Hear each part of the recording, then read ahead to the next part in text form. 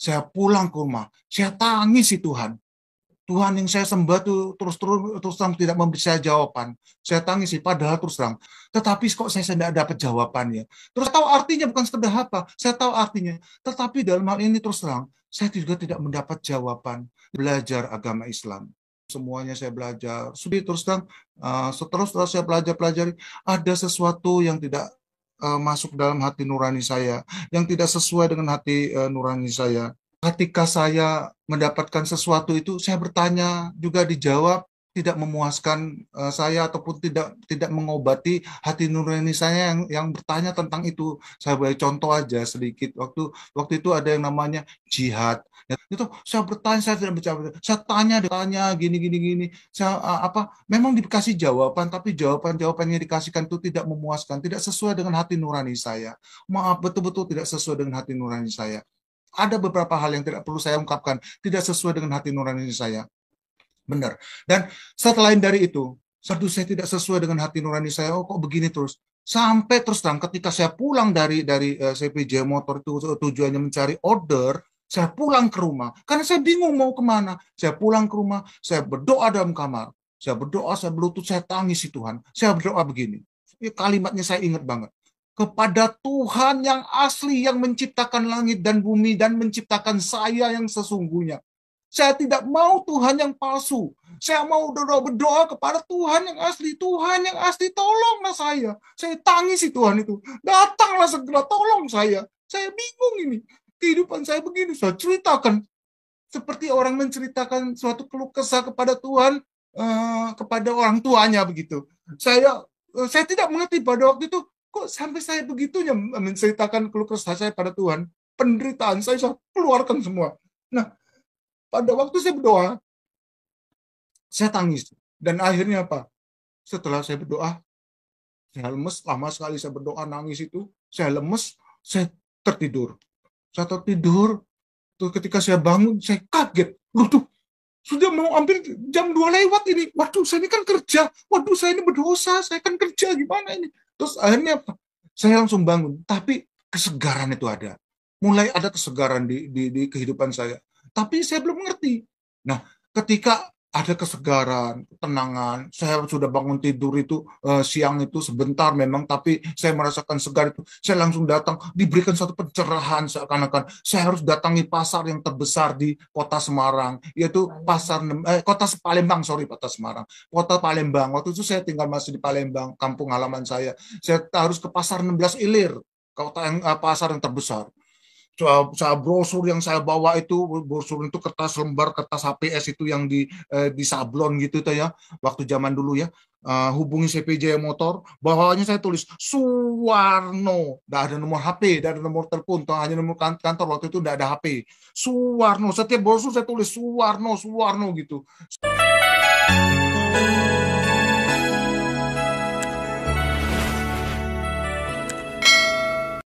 Bapak Ibu Saudara yang dikasihi dan berkati Tuhan dimanapun saat ini Anda berada. Kali ini saya mengajak setiap kita semua untuk menyaksikan sebuah kesaksian yang tentunya akan menguatkan dan memberkati setiap kita. Yaitu ada seorang yang tidak menemukan kebenaran yang sesungguhnya, namun saat ini menemukan kebenaran yang sebenarnya di dalam Yesus Kristus Tuhan. Untuk itu Bapak Ibu sedang kasih Tuhan, mari kita saksikan kesaksian ini agar kesaksian ini memberkati dan menguatkan setiap kita semua. Inilah videonya. Saya akan memberikan suatu kesaksian bagaimana saya bisa dipilih oleh Tuhan Yesus. Bukan saya memilih Tuhan Yesus, tetapi saya dipilih oleh Tuhan Yesus menjadi anak-anaknya, salah satu anak-anaknya. Sangat terhormat bagi saya, merupakan suatu hal yang tidak dapat ternilai, yang tak ternilai ketika saya dipilih oleh Tuhan menjadi anak-anaknya. Kenapa hal itu saya ungkapkan bahwa tidak ternilai? Karena ini merupakan suatu menyangkut kehidupan saya baik sekarang maupun yang akan datang. Karena saya tahu setelah kejadian hidup saya di dunia ini, saya akan mempunyai kehidupan yang lainnya nanti setelah saya dalam istilah orang dunia berkata saya meninggal. Dan ketika saya dipanggil Tuhan, itulah saya akan ketemu dengan Tuhan, mengalami satu kehidupan yang baru di sana, di dalam Tuhan. Begitu indah hidup di dalam Tuhan. Dan ini juga baru saya mengerti ketika saya mengenal Tuhan. Saya akan menceritakan lebih dahulu ketika saya belum mengenal Tuhan.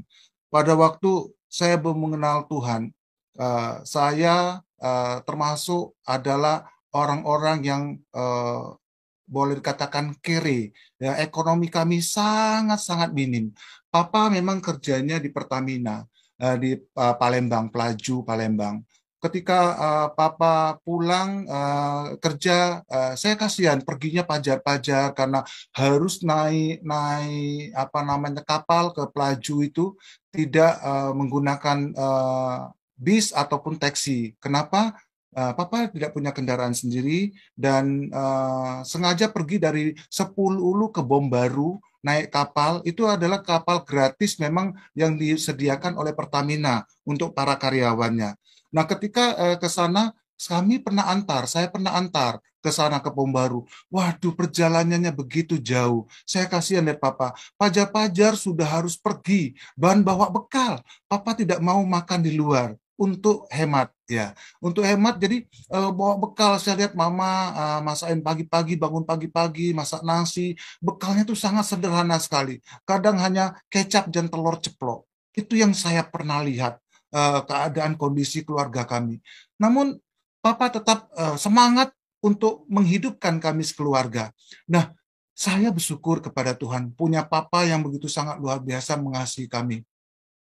Dan kalau saya ingat itu saya merasakan kesedihan juga ada karena pada saat itu belum mengenal Tuhan sampai akhir hayatnya pun dia belum mengenal Tuhan karena saat itu memang belum banyak penginjilan di kota Palembang. Jadi tidak ada penginjilan sama sekali saat papa-papa masih itu saya tidak pernah dengar penginjilan-penginjilan begitu. Terakhir belakangan baru mulai ada. Nah, ketika papa apa namanya itu gajian, kalau ada gajian pulang kerja, nanti pulang kerja hanya apa namanya bayar utang. Jadi biasa bisa tutup lubang gali lubang. Jadi biasa kalau kekurangan sudah mulai akhir bulan kekurangan biaya, mama pinjam utang kepada sanak keluarga, family sangat luar biasa. Saya sangat bersyukur, terima kasih banyak kepada sanak familiku yang begitu mengasihi kami, yang memberikan hutang kepada mama untuk membayar sekolah kami sebagai anak-anaknya. Saya melihat di sini perjuangan Papa begitu sangat luar biasa. Dan Papa sangat mengasihi orang-orang. Papa punya hati nurani yang begitu sangat luar biasa saya menilai. Kenapa? Papa tidak bisa melihat orang yang sakit keras. Dia akan tolong orang itu. Seberapapun dia punya, walaupun dia tidak punya uang, dia akan tolong orang itu. Kalau orang itu ada sakit keras. Pengalaman yang pernah saya lihat, tetangga kami, boleh dikatakan tetangga dekat, karena tinggalnya di bawah rumah kami, tapi tidak sewa dia. Itu dia penyakit kena pendarahan yang tidak berhenti. Ketika ibu ini punya penyakit pendarahan tidak berhenti, dia tidak punya uang untuk berobat. Papa tidak tega. Papa bawa ke rumah sakit Pertamina. Papa langsung apa namanya tuh begitu dia pergi kerja, dia pamit ke teman-temannya, dia pamit dengan pimpinannya, dia bawa mobil Pertamina, mengangkut ibu ini ke Pertamina. Dia akui ibu ini sebagai keluarganya, sehingga ibu ini bisa masuk ke Pertamina. Ketika masuk Pertamina, kalau bukan anak dan bukan istri, maka gajinya akan dipotong full. Jadi apapun biaya pengobatan akan dipotong di gajinya semuanya. Itu yang saya tahu. Tapi kalau anaknya dan istrinya itu ada subsidi memang dari Pertamina. Nah, berhubung saudara dikasih tahu ini adalah saudara, itu potong full. Ketika gajian itu setiap udah mendapatkan upah tuh setiap bulan dipotong upahnya sampai selesai. Saya kasihan. Karena di sisi lain Papa juga kasihan dengan keluarga ini karena dia keluarga ini tidak punya uang dan kalau dibiarkan ini nyawa taruhannya. Papa tidak bisa yang begitu. Saya tahu persis Papa rela berkorban sampai pada waktu itu Papa bawa dia ke rumah sakit pertama itu sampai sembuh. Ketika setelah sembuh ya kami bersyukur Papa bisa menolong ibu ini. Saya juga sebagai anak sangat bangga pada Papa. Kenapa? Papa saya mempunyai satu fungsi yang sangat besar, yang sangat luar biasa. Bisakah saya melakukan seperti itu, seperti Papa? Itu satu pertanyaan saya ketika saya masih kecil. Dalam hati saya tidak ungkapkan, tapi bisakah saya berbuat demikian? Begitu sangat luar biasa hati nurani Papa mengasihi orang. Nah, eh, ketika begitu gajian istilah orang-orang Palembang bilang itu, atau mendapatkan upah setiap akhir apa di awal bulan, itu saya melihat sendiri. Papa kebingungan cara menutup hutang yang ada. Papa kebingungan cara menafkahi anak-anaknya. Bahkan ini terus beralih, bahkan ketika itu saya melihat sendiri sampai jatah makan Papa yang boleh katakan yang setiap pagi harus dibawa lauknya itu, saya melihat berkurang. Dan ini saya sebagai anak sedih mestinya. Tapi ini berlalu, kondisi ini sudah berlalu. Tapi saya sangat sangat menyayat hati, saya rasakan demikian. Tapi di balik itu saya bangga. Nah, hal ini bukan sekali saja terjadi. Juga ada tetangga di depan yang kecelakaan, tidak punya uang juga, dan Papa bawa juga hal yang sama. Papa pergi ke Pertamina pagi-pagi, dia langsung ke kantornya, bawa mobil, dia jemput juga, dan diobati di rumah sakit Pertamina. Hal yang sama, harus dipotong juga. Memang berbeda selisih berapa bulan kemudian ya. Itu ada apa namanya itu ada sudah lunas dulu yang pertama itu ya. Jadi hal-hal seperti ini saya sangat bangga dengan Papa. Memang saya tahu apabila Papa mampu untuk menafkahi orang, pasti Papa akan lakukan. Saya tahu itu. Tapi karena tidak mampu, Papa hanya bisa memberikan pertolongan ketika orang itu sudah sangat-sangat kritis seperti itu. Nah, hal ini terjadi, dan saya sebagai anak bersyukur. Namun di sisi lain, kami juga terjepit di ekonomi kami. Kami sangat-sangat terjepit ya. Jadi ketika kami terjepit begitu, Mama disuruh Papa lagi mencari pinjaman kepada sanak keluarga kami. Ada yang namanya Tembok Baru, daerah Tembok Baru ya, pinjaman. Dan saya sangat bersyukur keluarga kami ini, keluarga sanak famili kami ini mau memberikan pinjaman. Kalau tidak itu bagaimana bisa menyambung kehidupannya. Nah, terus terang, melalui kesaksian saya ini, saya juga mengucapkan banyak terima kasih kepada sanak famili kami yang telah meminjamkan uang kepada Mama, kepada Papa yang begitu sangat luar biasa mengasihi keluarga kami. Kami sangat bersyukur dan terima kasih ya. Jadi setiap bulannya, nanti akhir bulannya Papa kembali lagi membayar lagi seperti itu. Dan ini terus-menerus terjadi ya.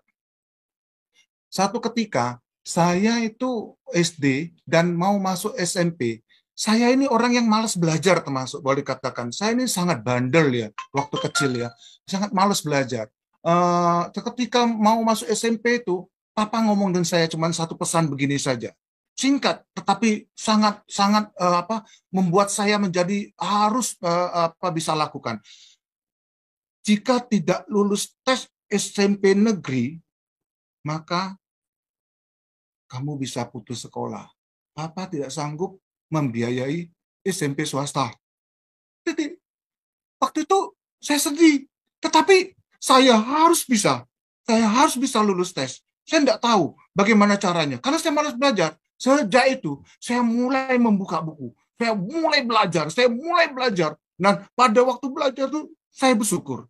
Dengan motivasi kalimat Papa yang pendek singkat itu, membuat saya lulus tes masuk SMP negeri. Puji nama Tuhan. Walaupun kami belum mengenal Tuhan, tapi Tuhan lebih dulu mengasihi keluarga kami. Namun, ketika saya duduk di kelas 2 SMP, Papa dipanggil Tuhan. Papa dipanggil Tuhan, dan Papa juga sudah pensiun saat itu. Papa dipanggil Tuhan karena ada sakit jantung. Namun, saya yang di sisi Papa terus pada waktu itu, Papa tanya, ambulannya datang belum? Ambulannya datang belum? Belum, Pak. Aduh, lama sekali. Papa enggak kuat, katanya. Pada waktu itu saya tidak bisa berdoa karena saya belum pernah mendengar ajaran Tuhan Yesus. Saya hanya berdoa kepada dewa-dewi yang menurut ajaran saya, tetapi tidak ada suatu jawaban apapun. Ketika Papa ngomong terakhir, bagaimana? Ampulnya sudah datang belum? Saya berkata, belum, Pak. Aduh, Papa enggak kuat. Terakhir kata papa kalimatnya begini, sudah syukurlah ambulannya udah datang, syukurlah papa juga sudah mau pergi, syukurlah ambulannya udah datang, sudah tidak usah datang saja ambulannya. Sejak itu saya masa ada apa kok papa bilang begitu, beda ini dengan kalimat pertama. Tidak lama kemudian papa mengembuskan napas yang terakhir. Betul-betul saya menangis, saya tidak bisa terima. Kenapa papa berangkat sebelum saya bisa berbakti pada papa? Kenapa papa tidak ada sebelum saya bisa mengabdi kepada papa? Itu saya sangat sesalkan. Namun kenyataannya dalam kehidupan saya sangat bersyukur karena banyak didikan-didikan apa yang papa berikan kepada saya melalui perkataannya. Dia katakan, papa tidak bisa memberikan harta kepada kamu. Terus terang, papa tidak sanggup untuk memberikan harta kepada kamu. Tapi papa hanya bisa mewariskan pengetahuan. Sekolahmu itulah hartamu. Papa katakan begitu. Papa itu jarang ngomong. Kalau ngomong singkat-singkat, simple-simple. Tetapi semuanya itu membuat saya menjadi ingat semuanya apa yang diomongin papa. Sampai saat ini. Pada waktu itu, kami tidak bisa, setelah saya tidak bisa terima papa pergi, dan saya sangat menangis, menangis. Tapi satu hal yang lebih lagi saya membuat kami menderita. Kenapa? Karena biaya kematian itu pada waktu itu di Palembang sangat tinggi sekali. Dengan apa? Dengan cara apa? Acara-acaranya itu, yaitu membakar uang-uangan kertas itu, yang boleh katakan uang-uangan kertas itu tidak boleh berhenti, harus dibakar terus sampai sepanjang malam dibakar, tidak boleh berhenti, 24 jam tidak boleh berhenti. Pada waktu itu saya lihat saudara saya sudah lemas, sudah, kami kan silih berganti-gantian ya. Ketika giliran saya waktu malam sekali, saya sudah tidak kuat. Saya ngantuk banget. Saya mau bangunin mama juga kasihan. Bangunin saudara-saudara juga kasihan. Mereka semua sudah lemas. Akhirnya ya ini perintah suhu ya. Perintah tidak boleh berhenti ya. Jadi saya terpaksa begitu. Akhirnya apa? Saya berhenti juga. Terus terang, karena berhenti dengan tidak sengaja saya ketiduran berhentinya. Nah, namun di situ saya melihat penderitaan orang bisa bertambah susah lagi ketika aturan-aturan daripada suhu itu yang sangat membuat daripada anggota keluarga menderita. Uh, saya juga akan menyaksikan bagaimana apa namanya itu ibu mertua saya meninggal pada waktu itu, penderitaan daripada anak bungsunya harus mengambil paku. Jadi begini, paku itu ditancapkan di peti, dipukul. Terus setelah peti itu dibenamkan ke tanah, anak yang laki-laki paling besar, dia hanya satu-satunya laki-laki yang bungsu. Itu harus mengambil paku itu di dalam kubur itu dengan mulutnya, dengan giginya, dan tidak boleh dengan tangannya. Tangannya diikat ke belakang kayak orang diborgol, gitu. Terus kakinya di atas dipegangin orang, dia harus ditaruh ke bawah, masukkan ke dalam kubur, hanya mengambil paku yang hanya dibuat dipukul di peti itu, ngambil paku terus ditarik lagi ke atas. Itu sangat menyiksa orang, sangat-sangat menyiksa orang. Saya melihat itu, saya kasihan sekali, tapi saya tidak bisa berbuat apa-apa. Ini kembali lagi kepada kesaksian saya ya, bahwa setelah apa nama itu papa meninggal, siapa sudah dipanggil Tuhan, dan saya juga sudah kelas 2 SMP saat itu karena papa hanya satu-satunya sumber penghasilan bagi keluarga kami, karena mama saya itu buta huruf. Mama saya ibu rumah tangga, tapi ibu rumah tangga yang baik bagi saya. Bagi saya ibu rumah tangga yang baik, ya. Memang agak cerewet, tapi sangat baik sekali. Karena apa? Dia memperhatikan anak-anaknya, takut anak-anaknya telantar, takut anak-anaknya kalau mainnya tidak benar. Kalau saya main ke sungai, selalu datangi dengan rotan, supaya apa? Dengan rotan itu anak-anaknya takut supaya tidak hanyut di sungai. Tujuannya baik, saya tahu. Setelah saya dewasa, saya baru mengerti. Pada waktu anak-anak, saya berpikir, loh kok mama tidak memberikan kebebasan dan sebagainya. Tapi padahal mama baik ya. Setelah itu saya terpaksa karena apa? Ketika koko saya pergi ke Jambi bekerja ya. Saya juga terus terang, ketika papa meninggal itu saya terpaksa menjual air pikul air. Saya masih kelas 2 SMP. orang bilang saya tidak akan bisa tinggi lagi karena pikul air itu dua kaleng air minyak satu kaleng itu kira-kira 20 liter. 20 liter kali 2 40 liter. Pikul dengan bambu itu saya harus pikul. Ketika saya pikul itu, sini saya, bahu saya ini luka-luka, berdarah. Saya pindahkan bahu sebelahnya, berdarah lagi. Karena ya belum pernah mikul, tapi saya harus jual air untuk menyambung kehidupan. Air itu apa? Air yang saya ambil itu air sungai. Jadi sungai naik, saya ambil, saya jual ke tetangga. Yaitu dua tetangga yang sering saya isi, yaitu tetangga keluarganya Wasyu dan keluarganya Pak Guan. Saya sangat bersyukur sekali kepada keluarga Wasyu juga atau keluarga Pak Guan. Kami terima kasih karena sudah memberikan kesempatan saya untuk berkarya, untuk mendapatkan keuangan, untuk menyambung kehidupan. Kami pikul air, dan saya pikul air itu Rp50 per pikul air. Kalau peguan tuh banyak, biasanya 20 pikul karena baknya besar ya, 20 pikul ya dapat Rp1.000. Kalau wasiu itu sekitar 6 pikul, kadang 10 pikul gitu ya. Tapi bagi saya itu sangat sangat bersyukur karena apa? Uang itu diperlukan untuk membeli beras karena di rumah itu ada mama, ada adik saya dan saya. Koko saya baru berangkat kerja, belum dapat gaji dan sebagainya. Ketika itu pas pada waktu saya pikul itu, saya merasakan, aduh, jeripaya saya bisa dimakan rame-rame ini, bahagia sekali itu. Walaupun sedikit ya, bisa beli beras dan sebagainya, juga bayar sekolah saya. Untung sekalian ini sekolah negeri, hanya membayar BP 3 saja. Tidak ada yang namanya SPP gitu, hanya bayar BP 3. Lah, itu hanya berapa? Rp450 kalau nggak salah. Ya, Rp450. Nah, pada waktu itu saya sebagian uang pikul air itu, kalau uang PAM, saya kan kalau sungai kan enggak bayar, pikul jual 50. Kalau PDAM, kalau yang di antrian itu bayar Rp25. Gitu. Itu berarti saya jual Rp100. Tapi kalau ngambilnya pajar, kalau keluar pajar itu enggak bayar. PDAM di tempat umum itu enggak bayar, ambil gratis itu. Tetap saya jual kalau PDAM jual Rp100 karena airnya jernih gitu ya. Nah, jadi akhirnya saya mendapatkan uang itu, sebagian saya sisihkan untuk investasi. Ini investasi masa kecil. Yaitu apa? Saya membeli permen-permen, coklat-coklat, mainan anak-anak untuk saya jual lagi. Yaitu saya jual keliling. Jadi asongan keliling gitu. Saya jual dari kampung ke kampung gitu. Saya nanti ada pohon, saya duduk di bawah pohon, saya sambil belajar, saya jualan, saya buat PR di situ, saya belajar di situ gitu.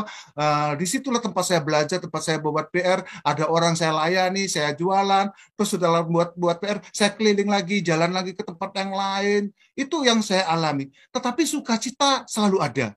Karena saya tahu bahwa saya saat itu sebetulnya belum ada Tuhan Yesus di dalam kehidupan saya pada saat itu. Tetapi benih-benih Tuhan Yesus itu sudah Tuhan berikan ketika saya lahir. Dan ini saya baru sadari. Waktu itu saya tidak tahu. Nah, ketika saya jualan itu, saya jual kampung ke kampung, memang ada saingannya. Saya ada juga teman-teman sebaya yang berjual yang sama gitu. Jadi jualan yang sama, tempat yang sama, tetapi saya bersyukur. Jadi menambah motivasi dengan adanya saingan. Nah, pada waktu itu saya tetap kalau airnya naik, saya buru-buru pulang. Oh, air naik, saya buru-buru pulang. Saya taruh semua jualan saya pikul air lagi. Kenapa? Air hanya modalnya tenaga, langsung dapat uang gitu toh. Kalau jualan ini kan tentu laku, masih perlu cari customer dulu, jalan-jalan kemana-mana, capek, lelah dan sebagainya. Jadi saya terus pikul air. Pada waktu saya pikul air itu, saya itu tidak menyadari ya bahwa tangga di belakang rumah kami itu sudah lapuk, gitu.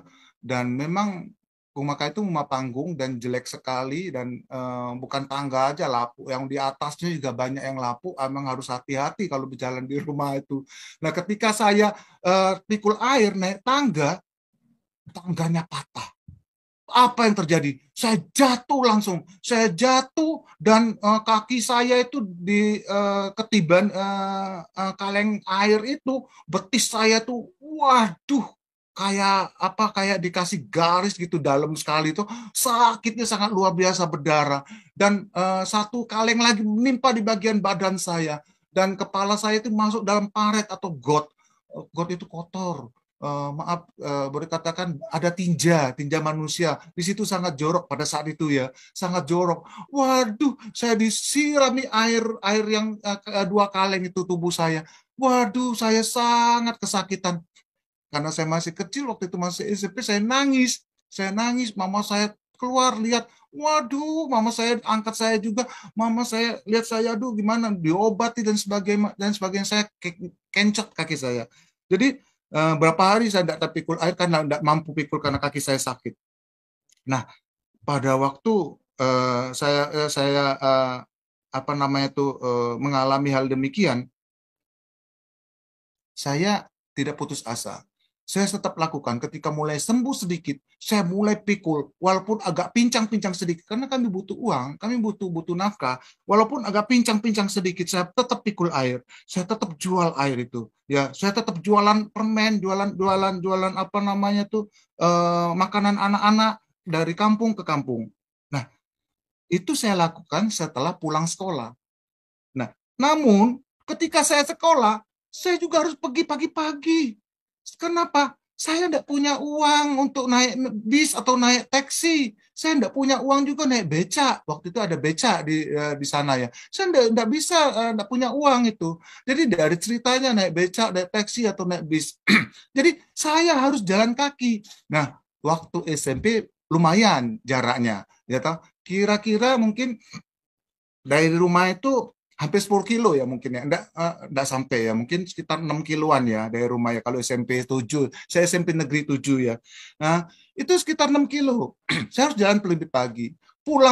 Saya pulang tiba rumah tuh harus lebih telat dan panasnya itu minta ampun. Saya kadang-kadang masa kehausan gitu. Tapi saya tetap jalan saja. Kenapa? Karena ini merupakan satu tugas saya yang harus saya tuntaskan. Begitu pulang, saya langsung bersuka cita. Saya taruh pakaian, saya ganti pakaian. Kenapa? Karena pakaian saya satu selama kelas 3 tahun. Jadi satu seragam itu berlaku 3 tahun. Kenapa berlaku 3 tahun? Kami tidak sanggup membeli. Tidak ada uang untuk membeli pakaian lagi. Jadi saya harus rawat. Pulang sekolah saya harus bersihkan, rapikan dulu. Baru saya ganti pakaian, saya jualan. Saya bawa jualan-jualan. Waduh, saya banyak sekali bawa jualan ke keliling-keliling jualan lagi. Demikian, buku-buku yang mana ada PR dan mau pelajaran-pelajaran besok, saya bawa juga sekalian. Saya masukkan satu kantong, langsung saya bawa. Kantong plastik itu saya langsung bawa. Langsung saya bisa melakukan segala sesuatu seperti biasanya setiap hari. Nah, pada waktu itu saya melihat ada layang-layang putus. Ketika namanya anak seusia itu melihat layang-layangan putus, saya itu mau mengambilnya karena saya belum punya layang-layang. Saya kejar tuh layang-layang itu di dekat kelenteng pas. Di kelenteng itu saya kejar layang-layang, kaki saya keprosok ke paret. Keprosok ke paret, langsung saya jatuh semua yang saya jual. Es juga ada, es lilin juga saya jual itu, ambil upahan. Istilah upahan itu ngambil punyanya orang, saya ambil, nanti saya jual 100, saya dapatnya 8 saya dapat 20 rupiah, 80 rupiah saya kembalikan, 10 rupiah rasanya waktu itu ya, 10 rupiah, 90 saya kembalikan.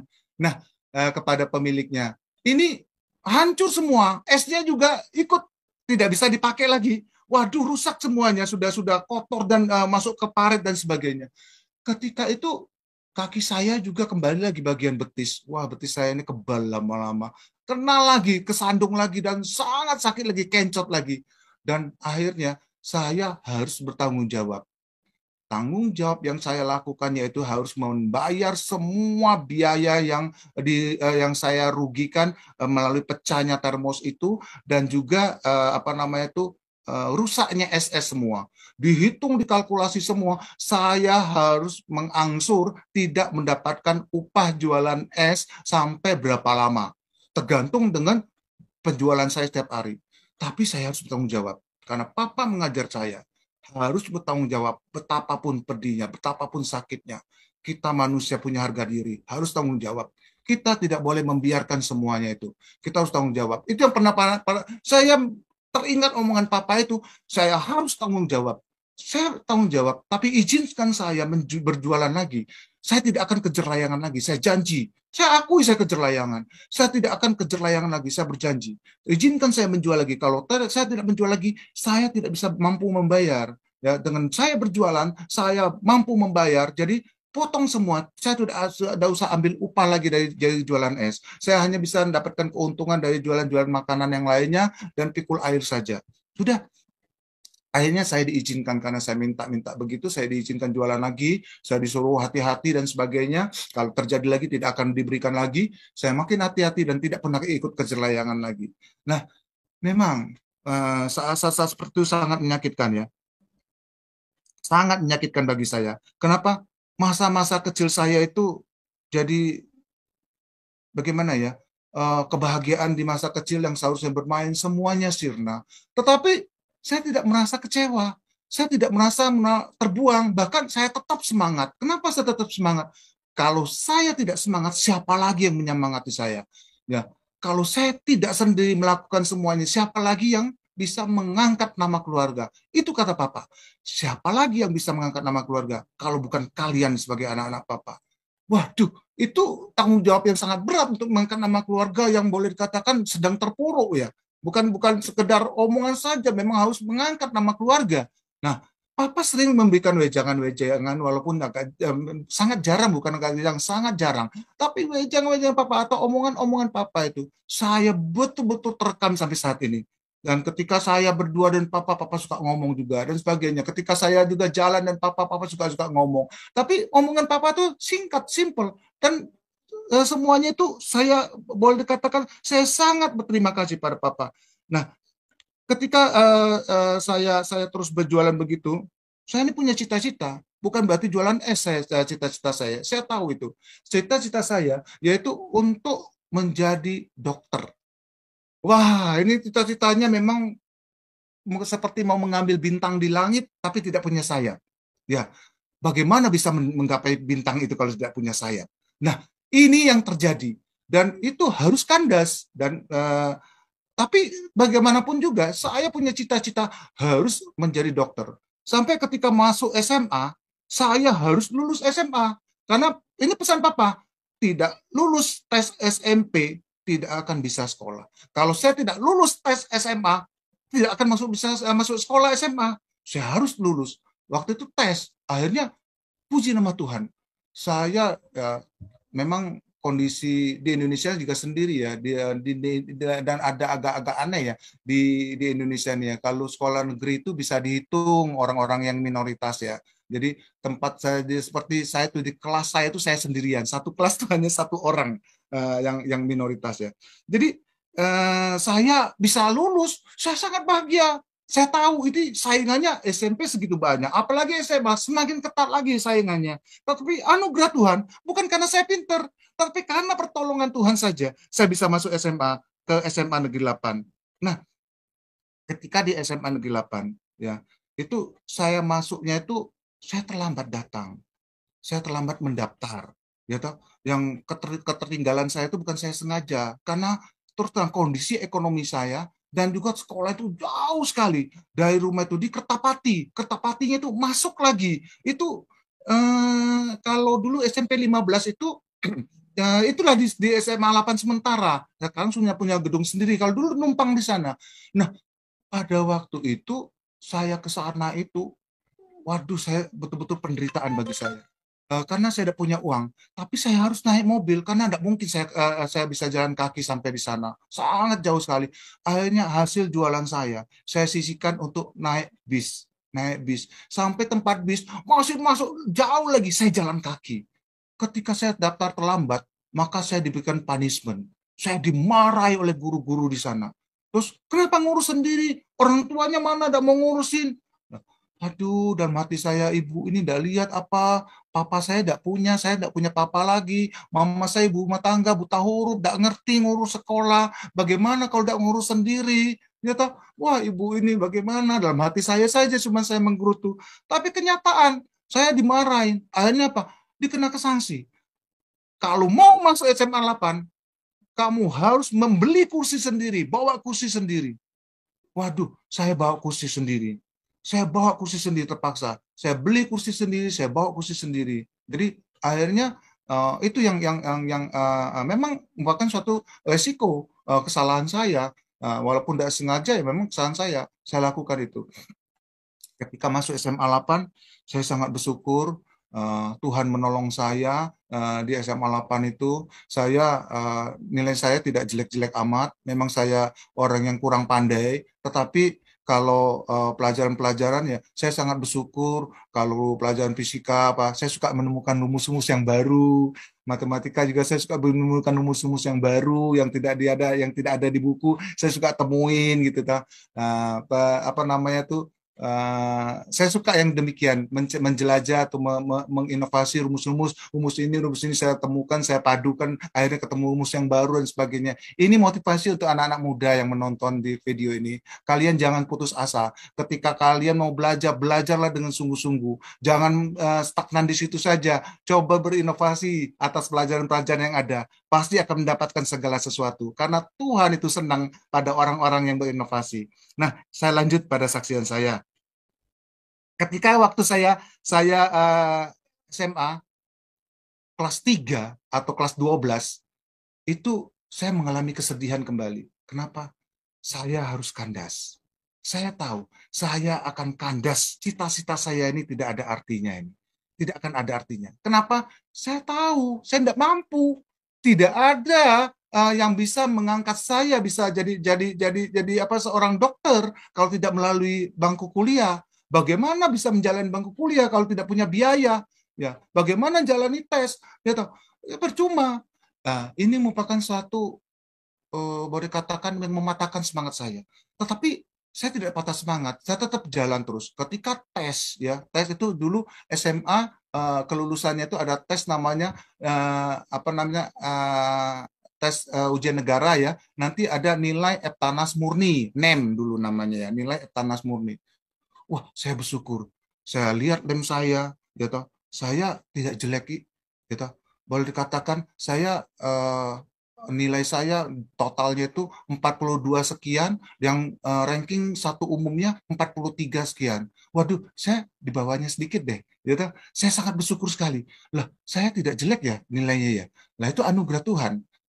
Tetapi setelah melihat nilai jelek, saya kan bangga. Namun ada satu hal yang membuat saya sesak. Kenapa? Apa gunanya NEM ini? Apa gunanya? Tidak berfungsi NEM ini. Itu yang sangat kembali lagi hati saya menjerit lagi. Tidak fungsi NEMmu ini tidak akan fungsi, tidak laku di mana-mana karena kamu tidak punya uang. Itu yang tertuju dalam hati saya. Akhirnya apa? Benar. Yang kejadian ini yang terjadi benar. Akhirnya saya cari kerja. Saya cari kerja di mana-mana, saya lamar dan saya dapatkan pekerjaan yang boleh dikatakan sangat ini sekali, sangat sederhana sekali karena sesuai dengan saya lulusan SMA ya. Jadi saya kerjanya hanya di bioskop, menjaga tiket bioskop gitu, menjaga jangan sampai ada tiket palsu, jangan sampai orang nonton tanpa tiket, dan sampai ada kong kali kong di antara pekerja sehingga memasukkan orang tanpa tiket dan sebagainya. Saya ditugaskan seperti itu, menghitung jumlah penonton dan sebagainya pakai alat-alatnya. Nah, ketika saya bekerja di situ, saya melihat ini madesu nih, masa depan suram. Saya melihat saya bekerja di sini terus saya akan suram, hancur masa depan saya, ya toh. Dan Papa berkata, siapa yang mau mengangkat nama keluarga kalau bukan kalian sendiri sebagai anak-anak Papa?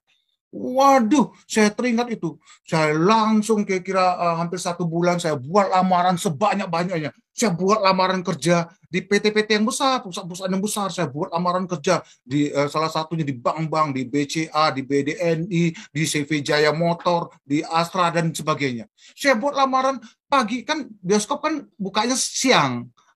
Jam 2 itu baru mulai main, tapi setidaknya pertunjukannya jam 2 saya harus hadir jam 1. untuk persiapan dan sebagainya. Nah, di bawah jam 12 itu, dari jam 8 sampai jam 12, saya mencari kerja. Saya cari kerja, saya buat terobosan baru dengan cara saya buat lamaran-lamaran, saya kirimi dengan datang sendiri. Ada tulisannya tidak terima lowongan kerja, saya tetap nekat masukin karena saya tertulis kepada perusahaan itu. Saya masukin, saya minta pekerjaan di situ. Singkat cerita tidak dapat. Nah, satu yang merupakan satu kesempatan bagi saya, walaupun itu hanya sebetulnya mereka hanya istilahnya itu mengusir saya secara halus. Saya tahu itu. Dia bilang begini, Ko Ahwa bilang gini, oh maaf ini kami saat ini belum ada terima tangan kerja, belum ada lowongan kerja. Coba nanti ya bulan depannya kalau ada. Dibilang gitu. Coba nanti kalau ada. Saya tahu ini menolak secara halus. Tetapi oh ya Pak, kalau gitu bulan depan saya datang. Saya tangkap itu omongan itu. Kalau bulan itu bulan saya datang. Nah, saya tidak janji katanya. Coba aja katanya. Oh ya baik Pak, saya akan datang. Benar. Setelah itu dari semua yang saya lamar itu bulan depannya saya datang. Saya datang itu awal bulan tanggal 2, tanggal 1-nya hari Minggu. Ketika saya datang itu pagi-pagi saya ngelamar kerja. Saya ngelamar kerja. Terus loh, kan belum ada pekerja, belum ada lowongan, kok kamu datang lagi? Lah, siapa tahu Pak kalau ada Pak. Saya betul-betul mau kerja Pak. Saya janji Pak, saya mau kerja. Apabila saya tidak bisa bekerja, boleh pecat saya, tidak usah kasih pesangon, tidak usah kasih gaji Pak. Kalau saya tidak bisa bekerja atau tidak bisa menyelesaikan semua tugas-tugas yang diberikan pada saya. Nah, ini yang sampai saat ini, saya jadi pengusaha saat ini, saya belum pernah dengar kata-kata dari anak-anak muda yang demikian. Ya, belum ada. Tapi pada waktu itu, saya berkata berani demikian. Sehingga saya dilihat, ternyata saya tidak tahu. Kan itu kan showroom mobil, CBJ Motor tuh, Toyota. Itu kaca-kaca semua. Saya pikir kaca itu tidak ada orang lagi. Di balik kaca itu ada pintu rupanya. Kaca riben rupanya. Saya dulu tidak ngerti kalau itu kaca riben. Orang dusun, orang Udi. Saya minta maaf. Apa adanya. Itu saya bodoh sekali. Di belakang tuh ada bos yang lihat. Meneliti atau memperhatikan saya rupanya. Namanya Pak Suroyo dan Ibu Seni Sonorita. Terima kasih seandainya kalau beliau nonton pada malam hari ini. Terus kalau apa namanya itu beliau lihat dari dalam, beliau lihat terus Ko Ahwa dipanggil, saya tahu itu ada sesuatu pasti kabar baik bagi saya kalau dipanggil begitu. Terus akhirnya Ko Ahwa keluar lagi, ayo masuk ngadep bos katanya. Oh lihat pintu ternyata toh masuk toh, saya masuk ke dalam. Wah masuk main pintu. Saya selamat pagi Bu, selamat pagi Pak, saya bilang gitu kan. Kenapa kamu mau cari kerja? Betul Pak. Loh, di sini tidak ada kerjaan katanya, kecuali salesman. Mau kamu salesman? Tahu itu salesman? Oh, jual-jualan itu. Tahu Pak, jualan tahu Pak, saya bilang. Kamu bisa jualan mobil? Saya belum pernah, tapi saya yakin saya bisa. Saya akan usahakan Pak, saya bisa. Lah, kamu mampu enggak? Di sini kalau 3 bulan enggak jualan, kamu dipecat loh, keluar loh katanya. Pak, maaf Pak, saya berjanji Pak, ya, saya berani berjanji pada Bapak, kalau saya tidak bisa berjualan dalam 3 bulan, ya toh, tidak bisa menghasilkan apa-apa bagi perusahaan dalam 3 bulan, saya boleh dipecat secara sukarela Pak. Tidak perlu bayar saya gaji, tidak perlu saya bayar saya pesangon. Saya ucapkan begitu lagi kepada Pak Suroyo dan Ibu Seni Sonorita. Nah, pada waktu itu mereka tertegun pada saya mungkin ya, dan yang satu kalimat yang saya dengar, saya senang cara kamu jalan, kamu jalannya cepat sih katanya. Ternyata saya jalan dari depan kantor sampai masuk itu saya diperhatikan oleh bos. Waduh, saya punya kesempatan nih, saya bersyukur. Kamu cepat jalannya. Biasanya katanya orang yang cepat jalan kerjanya akan cepat. Terima kasih banyak Pak, saya bilang terima kasih banyak. Saya akan berusaha sebaik mungkin Pak. Sebaik mungkin bekerja di sini. Ya udah, sekarang kamu mulai kerja. Tapi ingat ya, cari penjualan. Baik Pak, saya bilang. Saya akan bekerja untuk cari penjualan. Terima kasih banyak Pak. Ya sudah, saya keluar. Terus saya tanya-tanya dulu, cari informasi di sana. Saya tanya dengan tenaga admin di sana, bagaimana ini? Oh, kamu tuh seharusnya gini, kamu belajar dulu, ya toh spesifikasinya begini begini begini. Terus ada bukunya enggak? Itu ada brosurnya, kamu baca sendiri, belajar sendiri katanya. Kalau kamu tahu, kamu bisa jelas ke konsumen. Tidak ada guru di sini, belajar sendiri, semuanya sendiri katanya. Terus kamu lihat mobilnya gimana, samain dengan speknya gimana katanya. Nanti kalau kamu yang mana enggak tahu, kamu tanya dengan yang tahu, tapi jangan harap dijawab orang. Kalau nggak dijawab, jangan kecewa.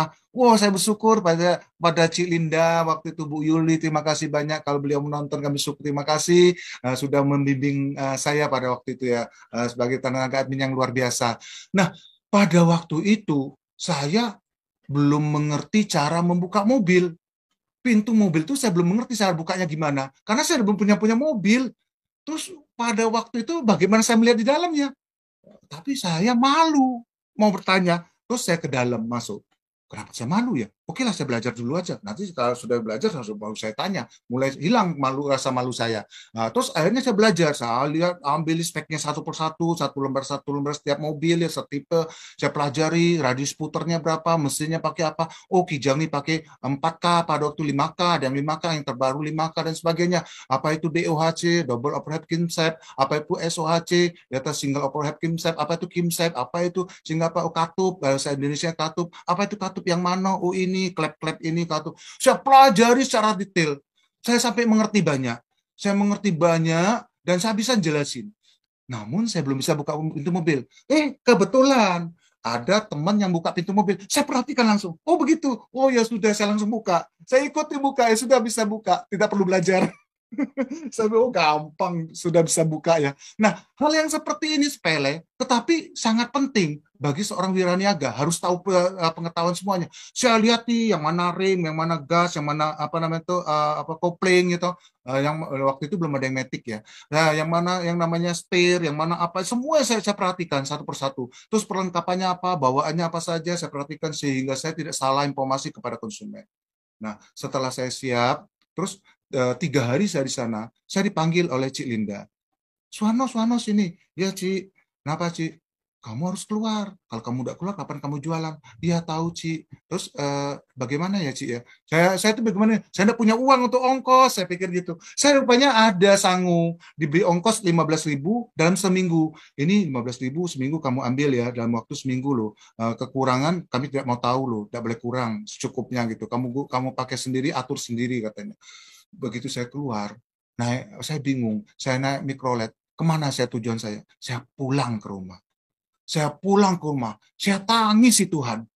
Tuhan yang saya sembah tuh terus terang tidak memberi saya jawaban. Saya tangisi, padahal terus terang saya ini si Capgo, saya sering ke kelenteng, bukan sering, selalu ke kelenteng, sangat aktif. Setiap tanggal 1 dan tanggal 15 itu Sabtu Capgo tuh 15. Saya selalu menyembah dewa-dewi yang ada di kelenteng itu. Bahkan saya ajak pacar saya itu ke kelenteng menyembah dewa-dewi itu. Tetapi kok saya tidak dapat jawabannya. Terus saya tiap minggu juga saya ke wihara di Kamboja situ. Saya datang terus ya, di Palembang itu ada wihara di daerah Kamboja ya. Saya datang terus ke wihara itu. Saya belajar banyak. Saya tahu buku Parita, saya tahu ya. Saya tahu sampai ayat-ayatnya, artinya saya tahu. Itu ada Pandita Sila, ada Pancasila, ada Anita Waca Santara. Saya tahu, saya hafal semua. Tapi saya tahu artinya, bukan sekedar hafal. Saya tahu artinya. Tetapi dalam hal ini terus terang, saya juga tidak mendapat jawaban. Itu saya bertanya, saya tidak menjawab. Saya tanya dengan Romo Yani yang ngajar sekolah minggu di wihara itu. Saya tanya gini. Saya memang dikasih jawaban, tapi jawaban yang dikasihkan itu tidak memuaskan, tidak sesuai dengan hati nurani saya. Maaf, betul-betul tidak sesuai dengan hati nurani saya. Ada beberapa hal yang tidak perlu saya ungkapkan, tidak sesuai dengan hati nurani saya. Benar. Dan setelah dari itu, saya juga waktu di kelenteng juga, waduh, saya tidak sesuai dengan hati nurani saya. Oh, kok begini terus? Sampai terus terang ketika saya pulang dari CPJ Motor itu tujuannya mencari order, saya pulang ke rumah karena saya bingung mau kemana. Saya pulang ke rumah, saya berdoa dalam kamar, saya berdoa, saya berlutut, saya tangisi Tuhan. Saya berdoa begini, kalimatnya saya ingat banget. Kepada Tuhan yang asli, yang menciptakan langit dan bumi dan menciptakan saya yang sesungguhnya. Saya tidak mau Tuhan yang palsu. Saya mau berdoa kepada Tuhan yang asli. Tuhan yang asli, tolonglah saya. Saya tangisi Tuhan itu. Datanglah segera, tolong saya. Saya bingung ini. Kehidupan saya begini. Saya ceritakan. Seperti orang menceritakan suatu keluh kesah kepada Tuhan. kepada orang tuanya begitu. Saya tidak mengerti pada waktu itu kok sampai saya begitunya menceritakan keluh kesah saya pada Tuhan. Penderitaan saya keluarkan semua. Nah, pada waktu saya berdoa, saya tangis. Dan akhirnya apa? Setelah saya berdoa, saya lemes, lama sekali saya berdoa, nangis itu, saya lemes, saya tertidur. Saya tertidur, tuh ketika saya bangun, saya kaget. Loh tuh, sudah mau ambil jam 2 lewat ini. Waduh, saya ini kan kerja. Waduh, saya ini berdosa, saya kan kerja, gimana ini? Terus akhirnya apa? Saya langsung bangun, tapi kesegaran itu ada. Mulai ada kesegaran di kehidupan saya. Tapi saya belum mengerti. Nah, ketika ada kesegaran, ketenangan. Saya sudah bangun tidur itu siang itu sebentar memang, tapi saya merasakan segar itu. Saya langsung datang, diberikan satu pencerahan seakan-akan saya harus datangi pasar yang terbesar di kota Semarang, yaitu kota Palembang, kota Semarang, kota Palembang. Waktu itu saya tinggal masih di Palembang, kampung halaman saya. Saya harus ke pasar 16 Ilir, kota yang pasar yang terbesar. Brosur yang saya bawa itu brosur itu kertas lembar kertas HPS itu yang di sablon gitu tuh ya, waktu zaman dulu ya. Hubungi CPJ Motor, bawahnya saya tulis Suwarno, tidak ada nomor HP, tidak ada nomor telepon, hanya nomor kantor. Waktu itu tidak ada HP. Suwarno, setiap brosur saya tulis Suwarno gitu, saya tulis semuanya. Terus saya bawa brosur ini, saya bagikan satu persatu ke toko-toko, tapi tidak hanya bagikan. Saya katakan gini, kok Ci, apabila butuh mobil Toyota, tolong hubungi saya, tolong banget. Saya tidak bisa memberikan harga yang lebih murah. Saya tahu, saya hanya seorang salesman. Saya tidak bisa memberikan harga yang lebih murah. Tetapi saya bisa memberikan satu janji bahwa saya akan servis mobil ibu. Saya akan servis mobil bapak dengan cara saya cuci dan saya bersihkan mobil ini. Setiap toko saya katakan gitu, saya titipi brosur. Semuanya. Ada satu toko. Ketika saya mau kasih itu, dia sedang ribut suami istri. Waduh, sebagaimana cara saya masuk. Saat menunggu dia, saya tidak bisa kerja yang lain. Akhirnya dia lagi ribut itu, terus ada jeda sedikit dia berhenti lagi ngirup itu, saya masuk. Maaf kok Ci, saya mau minta maaf, saya mengganggu. Ini saya titip brosur. Apabila butuh mobil Toyota, hubungi saya seperti yang saya katakan tadi. Ketika dia dengar saya begitu, dia marah besar kepada saya. Saya tidak butuh mobil seperti ini. Dia boleh katakan kata-kata kasar kepada saya. Ketika itu saya bingung. Maaf, sekali lagi saya minta maaf. Tapi brosur tetap saya tinggali. Saya minta maaf. Terus lalu saya pergi ke toko sebelah. Ke toko sebelah, saya diketawain oleh toko sebelah. Toko sebelahnya terima brosur saya diketawain. Terus banyak orang nonton tuh waktu itu tuh kejadian begitu tuh. Saya diketawain semua yang tahu, bagi yang tahu. Itu hari-hari baru-baru pertama kerja. Terus saya bagi brosur itu, setelah itu saya tiap pulang saya terus mencari Tuhan lagi. Sepulang kerja itu saya terus mencari Tuhan. Saya minta kepada Tuhan yang asli supaya Tuhan memberikan saya cara bagaimana menjalani kehidupan sebenarnya menurut Tuhan sehingga saya tidak menderita. Gitu ya, istilah itu susah, tapi ojo ngono susah nih. Seperti itu ya. Sampai terus terang, waktu papa baru meninggal itu, kami makannya bukan makan nasi. Pada waktu itu, Koko baru kerja dan ada beras hanya sedikit. Gitu. Jadi akhirnya mama masak nasinya tuh, banyakin airnya. Banyakin airnya supaya cukup bagi mama, saya dan adik. Gitu. Banyakin airnya, bubur. Nah, wah, buburnya bukan bubur seperti bubur biasa, bubur ayam enak. Bubur itu terlalu banyak airnya, gitu. Beras yang sedikit sekali. Dan akhirnya makannya oke. Makan dengan apa? Kecap enggak punya. Padahal itu waktu itu kecap bisa beli 10 rupiah yang eceran gitu ya. Tapi tidak punya uang 10 rupiah kecil, yang 10 rupiah itu tidak ada. Waktu itu tidak punya uang itu. Jadi akhirnya apa? 1 rupiah pun tidak punya uang.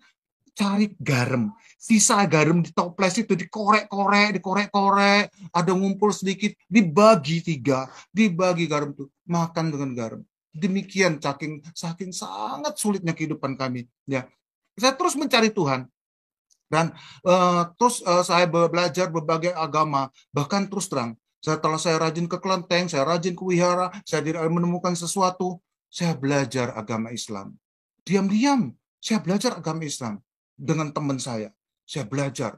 Ya toh, saya belajar agama Islam, semuanya saya belajar. Sudah mulai tertarik dan mulai tertarik, sudah senang gitu toh. Saya belajar, wah ya, ada persatuannya kuat, persatuannya iya, saya tahu persatuannya kuat, hebat dan sebagainya itu. Tapi terus terang setelah saya pelajari, ada sesuatu yang tidak masuk dalam hati nurani saya, yang tidak sesuai dengan hati nurani saya. Dan terus terang ya, ketika saya mendapatkan sesuatu itu, saya bertanya juga dijawab tidak memuaskan saya ataupun tidak mengobati hati nurani saya yang bertanya tentang itu. Saya beri contoh aja sedikit. Waktu itu ada yang namanya jihad. Ya toh, saya tidak terima dengan hati nurani saya. Masa kejahatan dibalas dengan kejahatan. Sedangkan ajaran Buddha saja kasih dharma atau cinta kasih itu harus ditebar, harus disebarkan walaupun memang tidak sesuai dengan mestinya sia-sia penebaran kasih seperti itu. Saya lihat sia-sia ya, sekarang saya baru tahu, tapi kok masih ada kasihnya kan nih. Kalau orang berbuat jahat ya emang harus harus dibalas jahat, itu tidak apa-apa. Nah seperti itu, jihad itu tidak cocok dengan hati nurani saya. Maaf sekali, sebelum saya sudah tertarik, semuanya saya sudah tarik. Terus lagi juga berdoa dalam bahasa Arab, oh tidak cocok dengan hati nurani saya. Tuhan kan maha tahu ya. Kalau Tuhan maha tahu kan mengerti semua bahasa, tidak perlu pakai satu bahasa, sebuah bahasa apapun mengerti. Karena saya tidak ngerti bahasa Arab, bagaimana saya berdoanya itu. Saya harus apapun bisa, tapi agak sulit. Sulitnya kenapa? Harus pelajari bahasa Arab, butuh waktu dan sebagainya.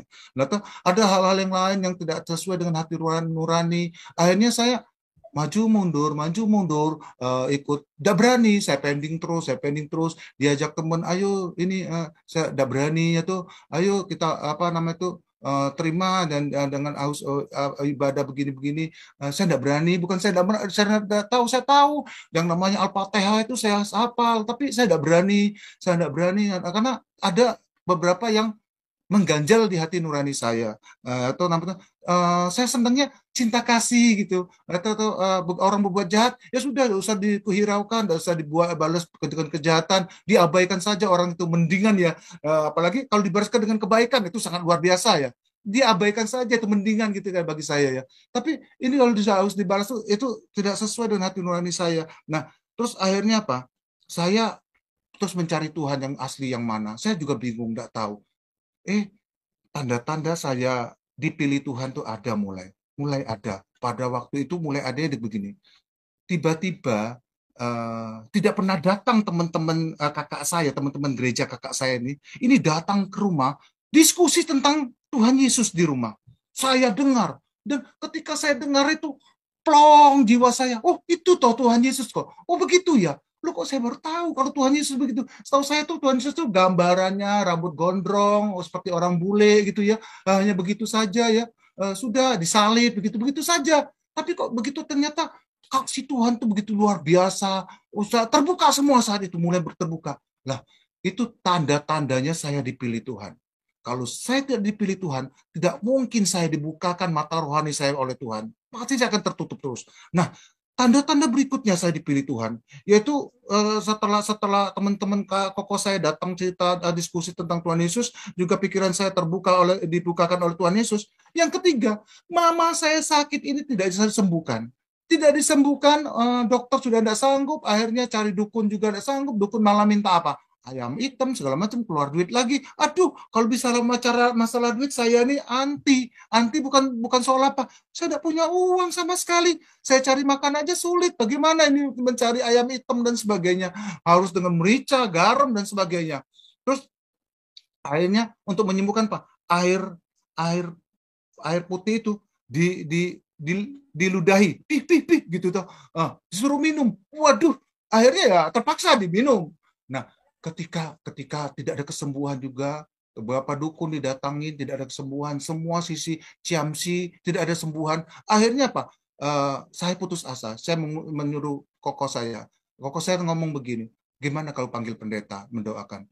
Yang dulunya terus terang saya itu anti dengan Kristen. Saya anti banget. Saya katakan koko saya itu sesat ikut Kristen, ikut Tuhan Yesus sesat. Saya marah-marah dan koko saya waktu itu. Apa namanya? Tapi saya lihat perubahan koko saya luar biasa. Suka keluar malam, enggak lagi. Suka merokok, sekarang enggak merokok lagi. Banyak perubahan. Akhirnya saya ngomong, ya sudah, doakan Pak Pendeta. Didatangin oleh Pak Yance Turang. Terima kasih banyak Pak Pendeta Yance Turang. Apabila beliau nonton pada malam hari ini, saya share tadi di grupnya GSC Tempo dulu. Terima kasih banyak. Kiranya Tuhan selalu memakai Pak Yance Turang yang begitu luar biasa dengan dahsyat. Mendoakan Mama sampai sembuh. Lah, terus lagi ketika Mama sembuh, singkat cerita Mama sembuh, itu saya tambah percaya pada Tuhan. Kenapa percaya? Karena Mama saya sembuh, sudah ada terbukti gitu. Akhirnya saya coba tanya koko saya, waktu itu hari Sabtu, mau datang ke gereja. Saya tidak tahu kalau doa 10 malam pada waktu itu terjadi doa 10 malam, hari Sabtu itu doa 10 malam, ada doa 10 malam di gereja itu setiap malam berdoa. Saya tidak tahu. Saya tanya, boleh datang ke gereja? Loh, boleh saja koko saya bilang, ayo pergi bareng saya. Koko saya dengan senang hati. Sebentar, saya bawa kain dulu, saya bawa kopiah dulu. Oh, tidak usah, tidak usah. Tidak usah pakai itu, pakai ini aja, celana ini aja, tidak apa-apa. Saya kan tidak mengerti waktu itu.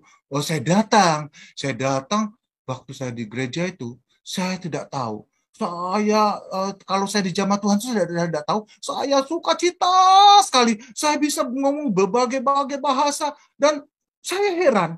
Kenapa saya ini begitu luar biasa tidak bisa dilukiskan sukacitanya ya? Wah, belum pernah seumur hidup saya rasakan demikian. Dan saya rasakan yang ingin seperti itu terus sampai saat ini. Begitu luar biasa sukacitanya. Senangnya begitu luar biasa. Ada pembaharuan yang saya alami.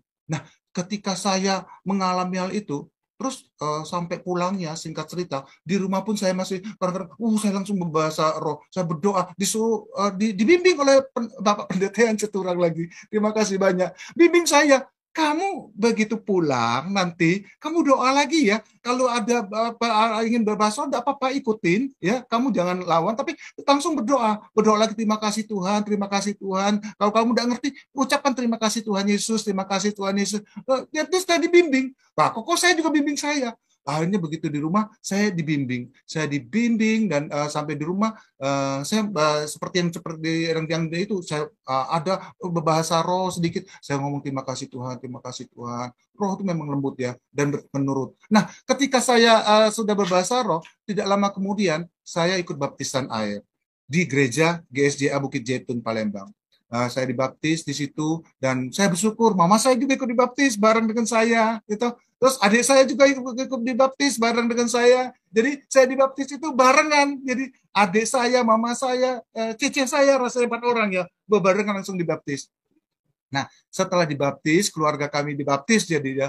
Nah, setelah dibaptis itu saya merasa ketenangan. Semakin mendapatkan satu ketenangan dari Tuhan dan juga tahun 89 itu saya dibaptis dan tahun 89 juga itu saya datang pertama kali ke gereja, setelah itu saya dibaptis di masih tahun 89. Nah, setelah itu saya mengajak pacar saya ke gereja. Saya ajak pacar saya gitu, saya mampiri. Saya kan setiap malam suka wakuncar ya. Saya malam minggu maksudnya. Saya wakuncar, saya mampiri. Yuk ke gereja yuk. Diajak aja ke gereja. Ternyata lama-lama papanya dapat informasi bahwa saya ajak anaknya ke gereja. Saya dimarahin. Kalau mau sesat sendiri itu, jangan ajak anak-anak saya. Waduh, saya sedih sekali. Saya tahu bukan papa yang ngomong gitu kok, tetapi ada kuasa kegelapan yang tidak suka. Betul, saya bersyukur papa tuh baik sekali. Kalau saya datang itu suka kasih saya mie, makanan-makanan. Saya bersyukur sekali, terima kasih banget pada almarhum papa yang sangat luar biasa mengasihi kami ya. Nah, ketika kami ke gereja, papa tidak suka. Itu bukan karena papa, saya tahu, tapi karena oknum-oknum iblis yang tidak suka ya. Dan ketika papa tidak suka, papa pernah panggil saya secara pribadi 4 mata, pengen ngomong pada siang hari. Saya datangin. Ketika saya datangin, gitu, waktu istirahat makan siang saya datangin, papa tanya, kenapa sih kamu mau ikut Yesus? Yesus kan orang Barat katanya. Untuk apa diikuti orang Barat? Gitu. Sudah ikut aja Buddha tuh katanya. Maaf Su, bukan saya melawan, bukan saya tidak sopan.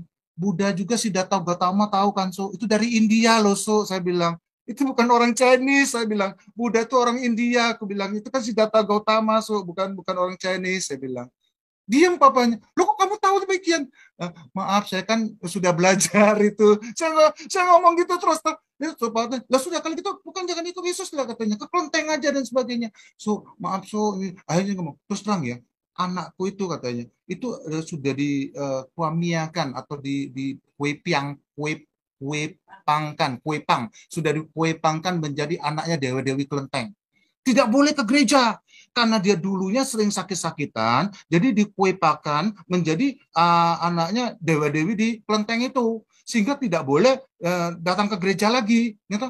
Tapi kok anaknya masih sakit aja. Cuman saya tidak berani ngomong gitu, udah mati saya. Anaknya kok masih sakit aja, kurus masih badannya. Lah kenapa begitu? Saya pikir gitu tuh. Tapi saya tidak berani ngomong. Maaf terus terang Bu, saya mengajak yang kebaikan, saya mengajakkan kebaikan dalam hal ini. Saya tidak pernah berniat jahat kok, saya bilang begitu tak. Pokoknya pokoknya tidak boleh. Ya sudah, terima kasih saya bilang. Akhirnya apa? Saya pulang karena saya mau kerja lagi. Saya kerja, saya pamit dulu, permisi dulu, saya mau kerja lagi karena nanti saya dimarah bos, saya tidak kerja, saya kerja lagi. Nah, singkat cerita, pada waktu itu saya berdoa.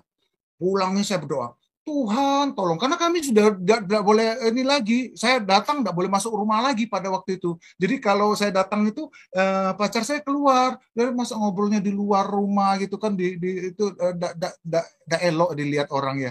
Jadi akhirnya kami terus terang sangat terganggu dalam hal ini. Akhirnya saya berdoa kepada Tuhan.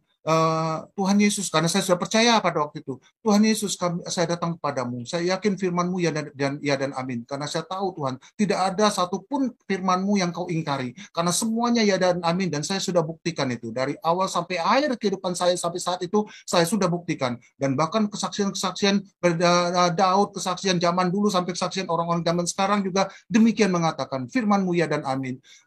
Untuk itu ya Tuhan, aku datang kepadamu ya Bapa, berikan saya petunjuk, bimbinganmu Tuhan. Kalau seandainya kau inginkan kehendakmu dengan kehendakmu, tapi dengan kehendakmu saya minta. Kalau kau inginkan saya harus mengganti pacar yang lebih baik dari ini Tuhan, aku ikuti kehendakmu. Tapi kalau kau izinkan Linawati adalah yang menjadi tulang rusuk hamba, yang menjadi istri hamba, Tuhan, inilah berarti yang terbaik. Tuhan pimpin kami, atur semua Tuhan, pimpin dan tolong kami semua Tuhan, agar ini bisa menyelamatkan justru keluarganya juga bisa diselamatkan. Dalam nama Tuhan Yesus aku berdoa. Dan saya berdoa dalam nama Tuhan Yesus, karena saya sudah diajari, kalau mau berdoa yang abdol, harus di belakangnya dalam nama Tuhan Yesus, sehingga doanya tidak dicuri iblis, dan sampai kepada Bapa dan dikabulkan. Kalau kita tidak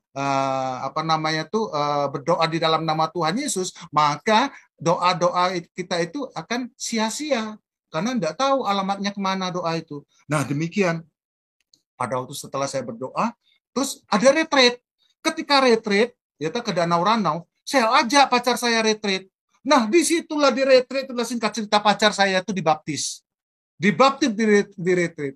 Ya, tapi yang namanya iblis tidak tinggal diam. Ada saja orang yang ngomong, kok orang retreat itu kan orang anak-anak Tuhan yang ikut ya. Tapi memang ada jiwa baru dan sebagainya. Ada yang ngomong kepada papa, gitu. Akhirnya papa marah-marah, dibaptis dan sebagainya. Nanti bagaimana kau sudah dikuepangkan kau dibaptis, ketakutan papanya. Dan bagaimana ini caranya dan sebagainya.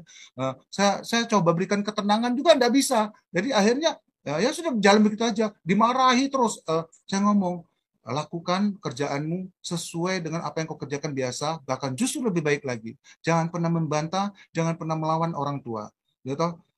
Tapi satu hal yang saya pesan pada kamu, kalau diusir orang tua, Bapa di surga mampu memberikan tempat tampungan. Banyak tempat tampungan yang Tuhan bisa berikan. Tetapi kalau sudah diusir oleh Bapa di surga, kemana kita mau pergi? Tidak ada satu tempat pun yang bisa kita pergi. Saya kuatkan calon istri saya begitu. Nah, sudah, lakukan, jangan pernah membantah dan lakukan dengan terbaik. Nah, sudah, akhirnya dengan singkat cerita, kami diizinkan untuk menikah. Bahkan papa juga datang ke gereja atau menjadi menyerahkan anaknya waktu acara pernikahan itu dan sebagainya. Kami diberkati oleh Bapak Yan Ceturang, terima kasih banyak. Dan kami sangat bersyukur Bapak Yan Ceturang memberkati pernikahan kami dan Tuhan memberkati begitu luar biasa dalam pernikahan kami. Dan begitu kami sudah menikah, kehidupan kami akan jauh lebih mapan lagi. Dan istri saya jauh lebih sehat. Mulai enak, badannya sehat selalu, tidak sakit-sakitan seperti dulu yang seperti dikatakan di kue pangkan itu. Wah, ini kalau permainan-permainan daripada kuasa-kuasa kegelapan ini sudah mulai kelihatan, terbongkar ya. Ternyata isi sehat. Penyakit itu karena permainan gitu. Lah, ini kelihatan. Wah, sudah sejak itu istri saya sehat, bugar dan ikut melayani. Nah, kami melayani. Ketika kami melayani, saya dipilih jadi ketua kaum muda, ya toh. Istri saya membantu saya, terima kasih. Juga banyak kaum muda yang lain. Kami penginjilan tiap malam, kami penginjilan kepada kaum muda, ya toh, yang belum mengenal Tuhan. Kami menginjil itu di antara lain ada Angin, terima kasih banyak Angin, Hartono, terima kasih banyak kalau nonton video ini. Juga Mimi, Fang Fang, terima kasih Fang Fang, Mimi, terima kasih. Juga Suryani, terima kasih banyak. Dan masih banyak pemuda yang lainnya. Juga Pendeta Santo, terima kasih banyak Pendeta Santo yang sudah banyak mensupport kami ketika kami apa namanya itu memimpin kaum muda sehingga kami mendapatkan kesuksesan karena anugerah Tuhan. Nah, semuanya kan kerja keras mereka semuanya. Begitu luar biasa gitu. Tempatnya Hartono sering dipakai untuk acara-acara ini karena tempat saya itu tidak layak ya. Tempat Hartono yang layak dipakai terus sering berpakai dan juga kami juga setiap Sabtu malam Minggu ada acara pemuda, kami antar jemput pakai sepeda motor. Yaitu saya, Pendeta Sisanto, Hartono, Angin. Jadi 4 pendekar tukang jemput nih. Jadi dari rumah itu jemput pacar, antar ke gereja, pacar tinggal di gereja, pacar merapiin gereja, membersihkan, pasang kipas angin dan sebagainya di gereja, kami langsung pergi lagi jemput cewek, jemput apa, cowok, pokoknya jemput orang-orang yang baru mau mengenal Tuhan, yang mau ikut Tuhan dengan sepeda motor. Datang ke gereja lagi, ada yang 2 kali jemputan, ada yang 3 kali, sampai sesempatnya jemput orang-orang jiwa-jiwa itu. Kami jemput pakai sepeda motor. Kenapa pakai sepeda motor? Karena ya kendaraan terbatas saat itu. Ya kami harus menggunakan apa yang ada. Ya karena Tuhan berkata bahwa gunakan apa yang ada padamu untuk memuliakan nama Tuhan. Nah itu yang kami sudah lakukan. Ketika kami melakukan itu, damai sejahtera kami dapatkan, bahkan pelindungan Tuhan, berkat-berkat Tuhan begitu sangat luar biasa. Juga sering pendeta-pendeta yang magang yang datang. Ada pernah Pendeta Carla, itu terima kasih banyak yang magang memberikan satu bimbingan. Juga Pendeta Yesus Maria, terima kasih banyak kepada Pendeta Yesus Maria, begitu luar biasa membimbing kami kaum muda pada waktu itu. Dan Tuhan memang sangat luar biasa yang telah memberikan kami bimbingan dan tuntunannya yang begitu dahsyat ya. Nah, ketika itu dalam pekerjaan juga saya mendapatkan satu titik terang. Itu pada hari ke-13 saya menjual satu mobil. Dari mana saya jual? Dari orang yang marah-marah kepada saya itu. Saya juga kaget. Pada waktu itu saya kantor ditelepon karena dia tidak bisa nelpon saya pribadi kan tidak punya handphone, saat itu belum ada. Tengah telepon kantor, terus kantor orang itu, bos itu kenal dengan Ko Ahwa, tapi bukan cari Ko Ahwa, cari saya. Saya kaget. Nah, Ko Ahwa nih cari kamu, no, katanya, no. Oh ya, makasih Ko Ahwa. Halo. Oh, ternyata dia mau beli mobil. Nah, kenapa dia mau beli mobil dengan saya? Padahal dia sudah marah-marah dengan saya pada waktu itu ya. Puji Tuhan, dia juga apa namanya itu ngomong secara pribadi, minta maaf pada waktu itu hilap, marah demikian dan membeli mobil dan saya cerita-cerita. Hari ke-14 saya jalan lagi ke pasar 16, laku lagi, jual Starlet lagi, mobil sedan Starlet, Toyota Starlet. Ya. Dalam bulan pertama saya jual 2. Waduh, saya waktu acara meeting itu saya betul-betul ditepuk tangan tersanjung, saya merasa tersanjung oleh Pak Suroyo. Bahkan Pak Suroyo mengadakan sayembara. Siapa yang bisa jual mobil terbanyak setiap bulan dapat uang tambahan 500.000. Wah, puji Tuhan, bulan-bulan berikutnya saya menang terus. Saya menang terus. Wah, saat ini saya sedang diizinkan Tuhan untuk mengumpulkan pundi-pundi ini, untuk mengumpulkan uang nih, untuk apa? Untuk persiapan ke depan ini, untuk merit dan sebagainya. Saya pada waktu itu sempat gumun ya. Loh, kok bisa begini ya Tuhan, itu begitu luar biasa ya. Dahsyat sekali pertolongan Tuhan itu. Nah, kalau kita berjalan dengan Tuhan, kita bukan mencari berkat, tetapi mencari Tuhan.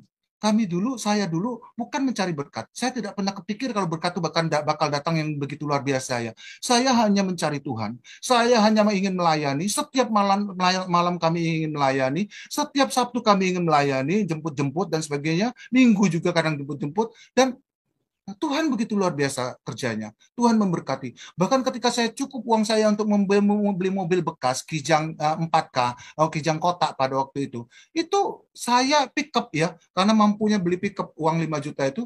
Akhirnya belakangnya itu saya buat kasih kursi, saya kasih terpal. Saya kasih terpal untuk tempat berteduh, terus saya kasih kursi kiri kanan, tengahnya saya kursi lagi. Penuh pemuda-pemudi, ibu-ibu, bapak-bapak saya bawa ke gereja setiap minggu sore. Waduh, ke minggu pagi juga demikian.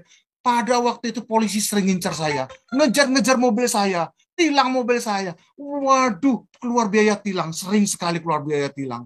Waduh, ini enggak ditilang tapi keluar biaya saja. Ini hal-hal yang seperti ini yang saya alami itu, tapi saya tetap semangat.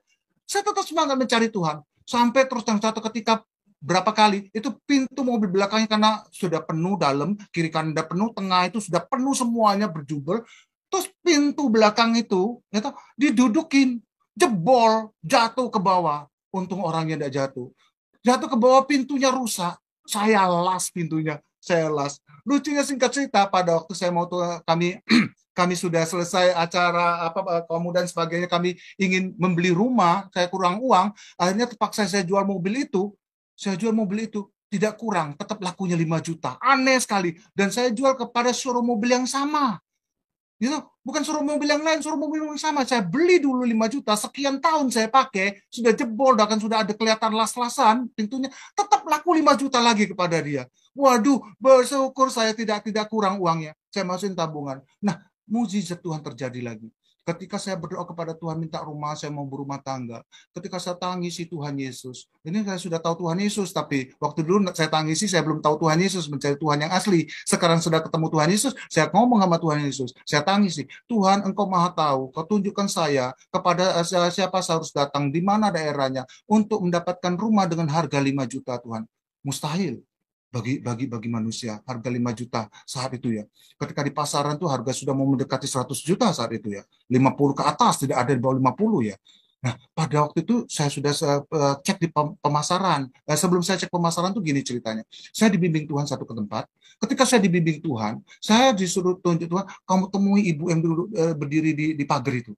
Saya datangin, saya temuin, maaf Bu, saya mau tanya, ada enggak rumah dijual di sini? Saya tekan aja, gitu. Karena tujuan saya membeli rumah. Tapi berita yang saya dengar itu dari Tuhan, kau temuin dan tanya dengan ibu itu di rumah itu. Tanya apa saya tidak tahu, tapi saya tahu. Saya kan sedang cari rumah. Ya tanya tuh rumah berarti itu. Saya tanya, ada enggak yang jual rumah? Oh, kamu sini karena ke depan, dekat seberangan rumah ini, 3 rumah dari sini kamu hitung, itu ada tulisan rumah dijual. Ada nomor telepon, orangnya enggak di situ. Kamu datangin dia. Ada alamat rumahnya, kamu datangin dia. Nah, di situ katanya rumahnya. Kamu datangin dia mau jual. Akhirnya singkat cerita saya datang ke sana. Ketika saya datang ke sana, sebelum saya datang ke sana, saya datangin dulu ke pemasaran. Saya tanya, harga di sana berapa? Di atas 50 juta, hampir 100 juta. Waduh, enggak mungkin deh. Waduh, saya agak oplos. Tapi ini petunjuk Tuhan. Saya datangin aja. Dan enggak apa-apa kok, datangin enggak bayar. Paling dimarahin. Marahin juga sudah, saya keluar, saya bikin paling ngacir. Nah, saya nekat. Saya datangin, begitu saya datangin, saya tanya, Pak, maaf, betulkah rumah ibu di Jalan Enim 6 nomor 45? Wah, sampai saya hafal. Nomor 45 itu mau dijual. Berapa kalau boleh tahu, Pak? Wah, kayak orang bos besar mau tanya. Ketika tanya begitu, dia bilang, oh iya betul, Dek, katanya. Saya mau jual cepat, katanya, di bawah harga pemasaran. Sudah cek harga pemasaran belum? Saya diam aja gitu. Saya udah cek, ngomong belum, nanti saya dosa, bohongnya. Saya diam aja. Tahu enggak, di pasar di kantor pemasaran mahal harganya segini, katanya. Saya mau jual murah. Berapa? 35 juta saja, jual cepat, katanya. Nah, jangan ditawar lagi. Waduh, Pak, minta maaf, saya tidak punya uang segitu. Saya langsung ngomong, saya punya uang hanya 5 juta loh Pak, saya bilang. Wah, kamu di mana ada rumah harga 5 juta? Saya dimarah-marahin. Maaf Pak, ini nomor telepon tetangga saya tidak punya nomor telepon. Ini nomor telepon tetangga saya, apabila butuh saya, ini nomor telepon, ini panggil aja, bilang gini, mau ngomong dengan Suwarno, tetangga gitu. Nanti disambungin Pak. Gitu. Saya tidak tahu saya bisa kasih nomor telepon tetangga pada waktu itu kepada dia.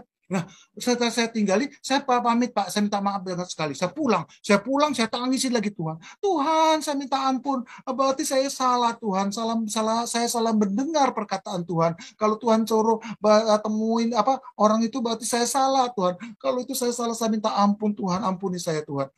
Saya doa minta ampun, saya minta doa lagi, minta petunjuk yang baru. Tuhan beri saya petunjuk yang baru Tuhan. Berapa hari kemudian singkat-singkat telepon, ada telepon dipanggil. Nama saya kan Suwano, panggilannya Seng Ho. Nama saya asli apa tungkodannya Kwok Sing Ho, Sing Kwok ya kan. Wotok mence Kwok Sing Ho. Nah, pada waktu itu saya ini kayak saya dipanggil, saya pikir gini, wah ini paling paman saya yang suka telepon pakai nomor sebelah nih, cari mamanya. Ya, kadang memang tanya saya keadaan mamanya gimana, gitu. Wah saya senang juga dapat uang nih, paman datang dapat uang, biasa dikasih uang juga, atau 10.000 gitu kan, lumayan.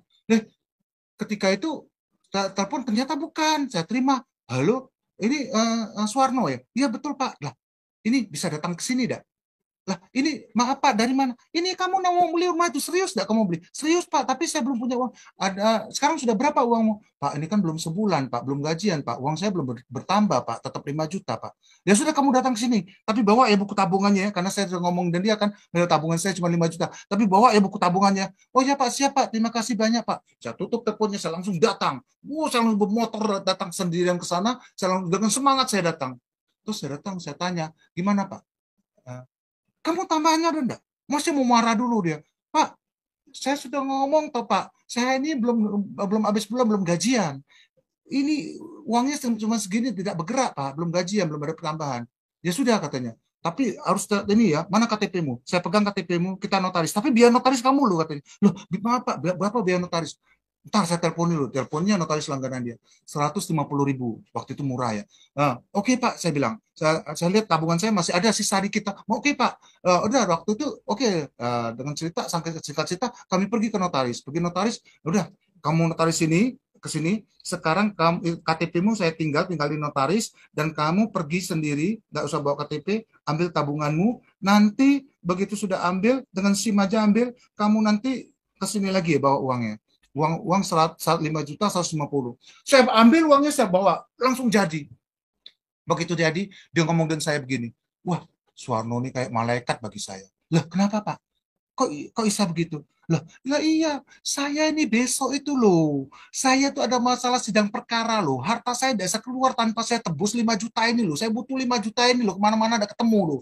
Nah ini loh, ketemunya di kamu loh. Masa saya jual rumah harga berapapun tidak laku, terus lagi butuh uang kemana-mana tidak ketemu. Nah ini malah ketemu dengan kamu 5 juta katanya. Lah besok saya bayar, uang ratusan juta saya tidak hilang katanya. Kalau saya besok tidak bayar, saya hilang ke uang ratusan juta katanya. Oh gitu ya. Ya terima kasih banyak Pak. Saya juga bersyukur, terima kasih kok Pak. Saya dapat rumah ini Pak. Oh ya sudah katanya. Nanti kalau ketika saya mau beli lagi, boleh ya Pak. Itu boleh ya Warno. Oh, maaf Pak, saya tidak jual lagi Pak. Saya untuk ini Pak, untuk keluarga saya. Nanti saya mau nikah di mana Pak? Sini tujuannya saya mau nikah. Saya ngomong apa adanya begitu polosnya. Udah singkat cerita kami langsung pergi. Nah, seberapa kemudian dia datang bener ke rumah. Datang rumah ke bener, dia lihat dia mau kasih apa 25 juta. Ini 25 juta untuk ganti rumah ini. Saya tidak mau Pak. Maaf Pak, saya tidak punya rumah lain. Saya mau rumah inilah. Terima kasih banyak Pak buat tawarannya. Tapi tetap saya tidak mau Pak. Singkat cerita ya sudah, akhirnya kami dapatkan rumah itu. Dan sampai saat ini rumah itu tidak pernah dijual. Rumah itu kami biarkan dan ditinggal oleh seorang pendeta, namanya Pendeta Pinontoan. Jadi biarlah Pak Pendeta Pinontoan yang rawat rumah itu, dan kami tidak jual, serta apa namanya, kalau bocor aja, saya ngomong bocor aja diperbaiki gitu aja. Jadi kami tidak minta uang sewa dan sebagainya. Nah, ketika terus saya bekerja lagi, kembali ke pekerjaan saya. Ketika saya bekerja, saya sudah dapat uang itu anugerah Tuhan. Anugerah Tuhan itu begitu luar biasa ketika saya sudah dalam Tuhan. Tuhan selalu memberikan saya petunjuk. Saya inovasi, saya menemukan satu apa namanya itu kesempatan baru, yaitu kredit pro excellent. Kredit excellent ini tidak pernah dijalani oleh orang pada saat itu di Palembang. Belum pernah dijalani. Nah, padahal itu ada dana bantuan dari pemerintah untuk eselon 1, 2, 3, 4. Eselon 1 dapat bantuan cuma 12.500.000, eselon 2 10 juta, eselon 3 7,5, eselon 4 itu 5 juta. Bisa membeli mobil, digunakan untuk membeli mobil. Karena saya jual mobil. Itu saya langsung datangin. Nah, eselon 1 kan seperti rektor, gitu, dan wakil. Eselon 2 itu seperti dekan, gitu ya. Eselon 3, dekan eselon 3, rektor eselon 1, wakil rektor eselon 2, terus lagi dekan eselon 3, itu. Terus ketua jurusan itu eselon 4, gitu ya. Nah, itu saya temuin. Mau semua. Bener enggak, Warno ini dapat 12.500.000 saya katanya. Bener Pak. Lah, kalau bener Kenapa Pak? Ayo, saya berani kasih kamu 500 kalau ini benar. 500.000 untuk kamu. Benar nggak Pak? Bapak kasih, malah saya tanya ke Bapak, benar nggak Bapak bakal kasih saya? Benar kalau ini gol loh katanya. Lah benar ya, saya urus. Memang kenyataan gol kok bisa kok. Saya urus dia gol. Akhirnya semua orang tuh mau kasih saya 500. Wah, saya di situ saya betul-betul mengumpulkan uang banyak. Jadi saat itu saya betul-betul mengumpulkan panen besar, panen raya yang Tuhan berikan. Saya tidak mengerti apa maksud Tuhan. Nah, pada waktu itu saya apa namanya itu berdoa kepada Tuhan. Tuhan, terima kasih buat semuanya Tuhan. Untuk itu Tuhan Yesus kami serahkan semua dalam tangan-Mu dan biar kehendak Engkau yang jadi Tuhan Yesus. Dan setelah saya bekerja di situ, ternyata sekian tahun saya kerja di situ 7 tahunan, saya resign dengan tekad bulat mau usaha sendiri. Karena memang saya itu ada karena cita-cita saya dokter kandas, saya tuh mau apa namanya tuh jadi pengusaha. Jadi pengusaha itu saya harus berusaha dari sedini mungkin. Kalau saya sudah tua baru berusaha, daya saing saya akan lemah dan saya tidak bisa bersaing dengan orang-orang muda zaman sekarang. Nah, akhirnya saya resign, saya buka usaha sendiri di Plajo, buka toko sembako. Apa yang terjadi? Singkat cerita saja, gagal total. Gagal total, rugi besar, betul-betul rugi besar, banyak sekali kerugiannya. Nah, setelah kerugian itu, saya betul-betul berpikir, kenapa ya Tuhan, ini kok rugi? Tetapi saya tidak menyalahkan Tuhan. Apa Tuhan salah saya Tuhan? Maksud saya itu, tolong Tuhan berikan saya petunjuk. Bagaimana saya harus lakukan supaya tidak mengalami kerugian untuk berikutnya. Akhirnya saya mendapatkan kerugian apa pengertian. Oh, kerugianmu ini kan gampang kadaluarsa. Kamu berani stok banyak, kamu terlalu ambisi orangnya. Kamu stok banyak, akhirnya banyak yang lapuk, banyak yang jadi ulatan dan sebagainya. Ini kamu ruginya di situ. Akhirnya apa? Saya beralih yang nggak ada kadaluarsanya. Apa? Jual plastik. Saya jual plastik. Saya beli kredit apa toko kecil kios kecil di Sako Kenton. Itu kios itu kecil sekali, 2x2 kecil sekali. Tapi saya waktu di Pelaju itu saya sewa. Kalau ini saya kredit dan saya bayar angsuran. Ketika saya jual di situ, saya tidak diam di situ. Saya either gitu, adik saya tunggu sebentar, gitu, saya suruh adik saya tunggu, saya keliling.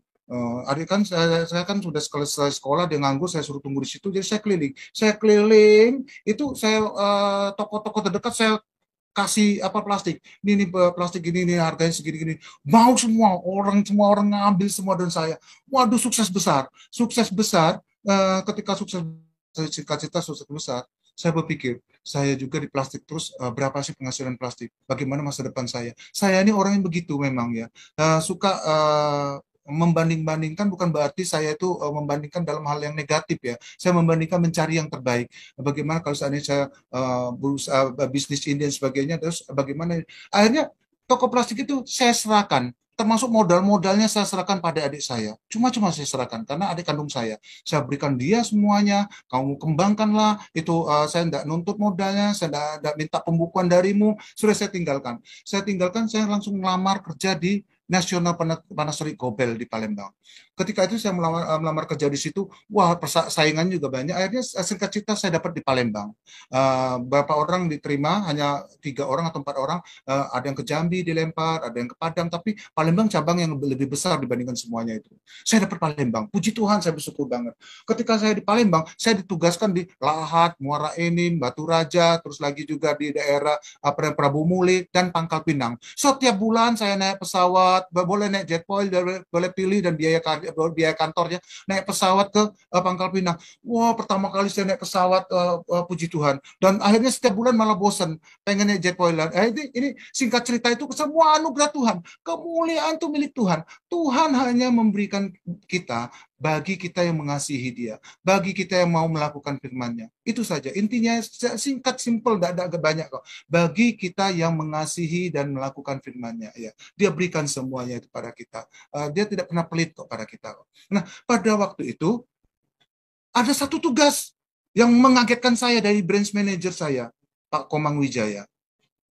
Beliau kasih saya tugas. kamu isi data-data ini. Dia branch manager, saya salesman. Beliau suruh isi data-data itu. Jadi apa namanya tuh survei pasar dan sebagainya, atau ada market surveinya, ada dan sebagainya. Bagaimana saya mengisinya? Saya juga tidak tahu bagaimana ya. Saya tidak punya pengalaman sama sekali, tetapi saya tidak menolak. Saya tahu karena saya sudah dalam Tuhan, saya tahu saya punya Tuhan bahwa roh yang ada dalam saya jauh lebih besar daripada roh yang ada di dunia. Dan jika roh saya yang ada dalam saya itu jauh lebih besar, saya bisa bertanya dong, dan roh yang ada saya lebih besar dari dunia ini dong. Ini bukan masalah dunia, dia lebih besar, dia akan lebih tahu lagi. Saya tanya dong bagaimana caranya dong. Betul, saya tanya dengan Tuhan, saya doa dengan Tuhan. Akhirnya Tuhan beri saya hikmat, Tuhan beri saya pengertian dalam mengisi. Saya survei ke toko-toko. Itu saya tidak mau fiktif, saya survei ke toko-toko per kategori, per item dan sebagainya. Bagaimana tipe ini, misalnya TV 14 in, dulu masih ada 14 in, ini berapa banyak toko ini laku, saking banyaknya, atau merek apa paling nomor satu, berapa merek nomor dua apa, atau apa yang dijanjikan merek nomor satu, bonus, blend bonus atau apa, berapa besar, berapa persen, ini yang nomor dua dikasih apa dan sebagainya, sehingga kita punya tahu data semua, kekuatan orang kita tahu semua dari data itu. Ketika saya buat itu, saya tidak tahu itu ya. Saya pikir saya ini sudah hopeless ya. Mestinya saya tidak tahu kalau itu bakal diterima. Ya, ketika saya buat data itu semuanya itu, saya tidak pernah belajar di kuliah kan apa, saya juga pernah sempat kuliah tapi hanya sebentar waktu itu di SMA juga. Saya ini S3, SD, SMP, SMA. Saya pernah kuliah sebentar karena kerjaan saya tinggalkan karena tidak bisa lain kota.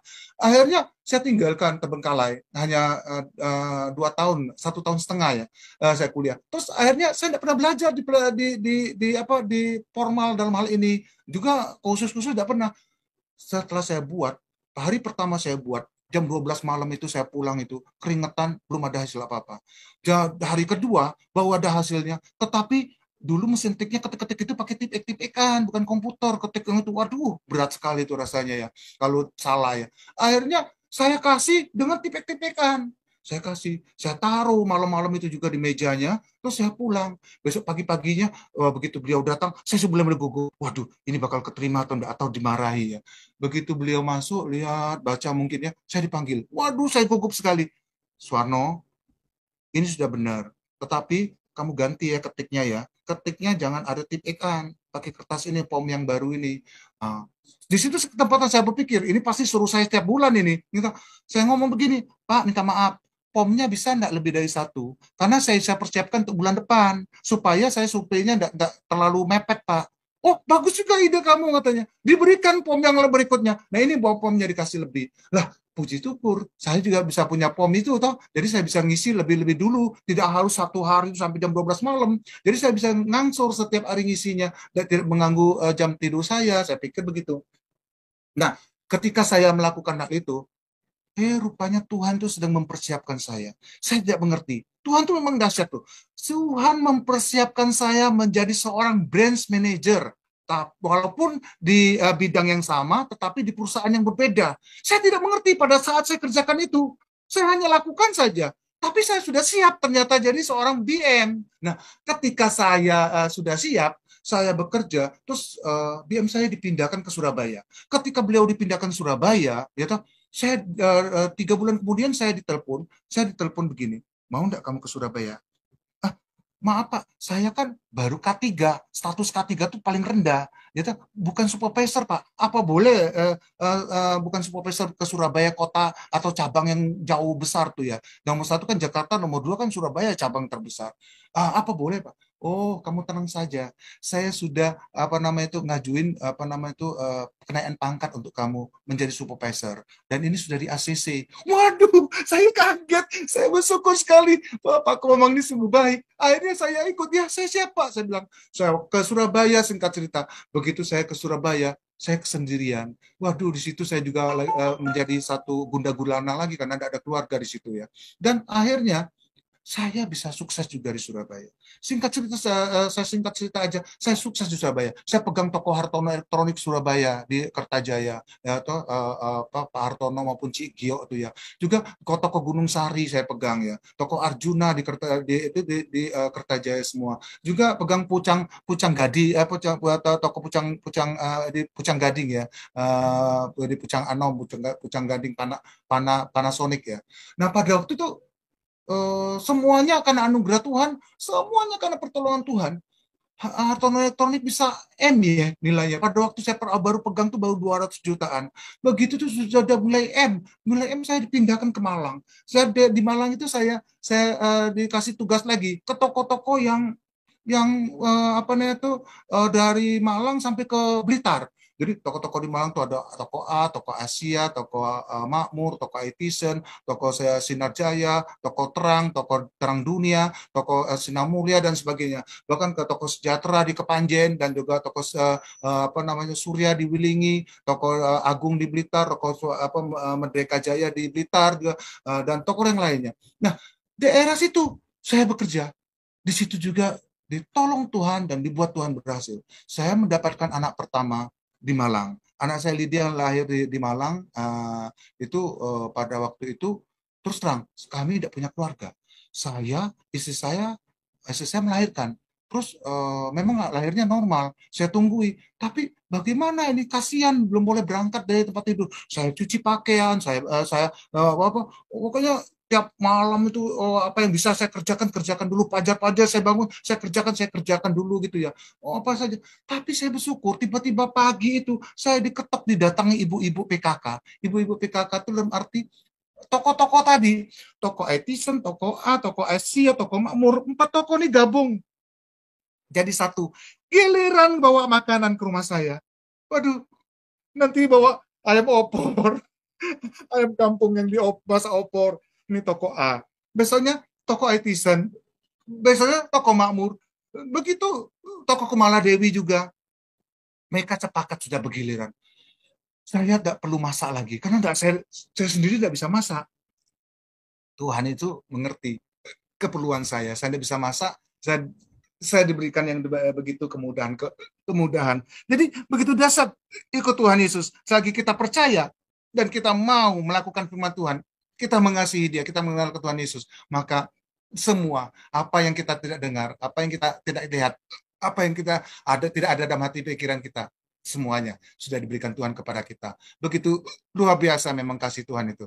Mungkin itulah kesaksian yang sudah kita saksikan bersama-sama. Tentunya setiap kita semua sudah dikuatkan dan diberkati melalui kesaksian tersebut.